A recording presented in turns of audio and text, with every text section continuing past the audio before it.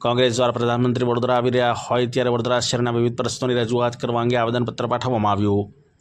Operation સિંદૂર બાદ દેશના વડાપ્રધાન નરેન્દ્ર મોદી સૌપ્રથમવાર ગુજરાતની મુલાકાતે આવી રહ્યા હોય અને ખાસ કરીને સૌપ્રથમ વડોદરા આવી રહ્યા હોય ત્યારે તે પૂર્વે કોંગ્રેસ દ્વારા કલેક્ટર કચેરી ખાતે જે આવેદનપત્ર પાઠવી રજૂઆત કરવામાં આવી હતી અને પ્રધાનમંત્રી સાથે મળવાનો સમય જે છે તે પણ સમયની પણ માંગ કરવામાં આવી હતી। તેઓના આવેદનપત્રમાં જણાવ્યા અનુસાર હરણી બોટકાંડમાં જે નિર્દોષોએ જીવ ગુમાવ્યા છે તેઓને લઈને તથા સાથે સાથે નવા બજારમાં એક બહેન કોયલી ફળિયામાંથી જતા હતા ત્યારે વરસાદી ગટરમાં ગરકાઈ ગયા હતા અને અઠવાડિયા પછી તેમની લાશ મળી હતી। તે બહેનને ન્યાય આપવા તથા સયાજીબાગમાં એક બાળકી કે જે જોય ટ્રેનની અડફેટે આવતા તેનું મોત નીપજ્યું હતું અને સાથે સાથે જે આવાસના જે મકાનો છે તે આવાસના મકાનોમાં થઈ રહેલા કૌભાંડ ભ્રષ્ટાચાર અને સાથે સાથે જે મકાનો અત્યાર સુધી લાભાર્થીઓને આપવામાં ન આવેલ હોય અને જે પ્રકારે પાલિકા દ્વારા લારી ગલ્લા ધારકોને પરેશાન કરવામાં આવતા હોય તે તમામ વિષયોને લઈ આજરોજ વડોદરા મહાનગરપાલિકાના વિપક્ષ નેતા ચંદ્રકાંત શ્રીવાસ્તવ તથા અન્ય વોર્ડના નગરસેવકો અને કોંગ્રેસના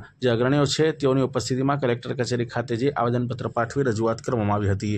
અમે કલેક્ટર કચેરીમાં એટલા માટે આવ્યા કલેક્ટરશ્રીને મળવા માટે, પણ એ કામમાં છે, પ્રધાનમંત્રી શ્રી આવી રહ્યા છે એટલે બધા કામમાં છે। અમે પેલા ભોઈ ચીટનીસને આપ્યું છે। મેં અમારી માંગ એક જ છે કે વડોદરા શહેરની અંદર જે વડોદરા શહેરના નગરજનો ઉપર અન્યાય થાય છે, જેમ કે હરણીકાંડની અંદર 12 બાળકો નિર્દોષ મરી ગયા। કોના લીધે મરી ગયા? 2 શિક્ષિકાઓ ઓફ થઈ ગઈ। એક તમારે અહીંયા સયાજી ગાર્ડનમાં એક છોકરો ઓફ થઈ ગયો। એક દીકરી વિધવા ફરી રહી છે છેલ્લા 2019થી।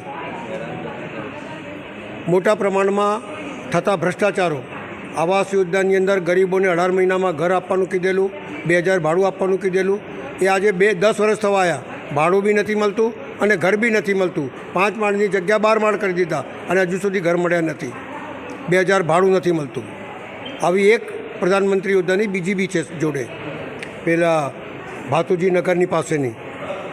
એના સિવાય ઝોન ચેન્જ કરીને તમે જગાઓ આપી દીધી માલે તુજારોને, જેના લીધે આ વડોદરા શહેરમાં પૂર આવ્યું, 12 માણસો મરી ગયા, 5000 કરોડનું નુકસાન થયું, એની ભરપાઈ નહીં કરી, 25% લોકોને પૈસા આપ્યા।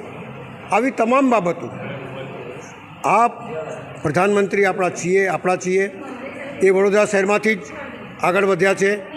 એ ચૂંટણી બી અહીંયાથી લડ્યા હતા અને લાખો વોટથી જીતેલા હતા। અમારી વાત, વડોદરા શહેરની વેદનાની વાત એમના સુધી પહોંચતી નથી એવું લાગી રહ્યું છે, જેથી આ તમામ બાબતો, ગરીબોના ઘર તોડવા હોય, વિધવાઓની પેન્શન હોય,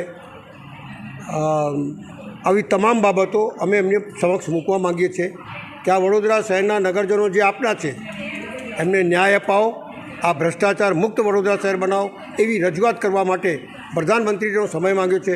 આપશે તો ચોક્કસ અમે મળવા જઈશું અને આ વડોદરા શહેરના નગર વતી અમે એમની રજૂઆત કરીશું અને અમને આશા છે કે પ્રધાનમંત્રી ન્યાય અપાવશે।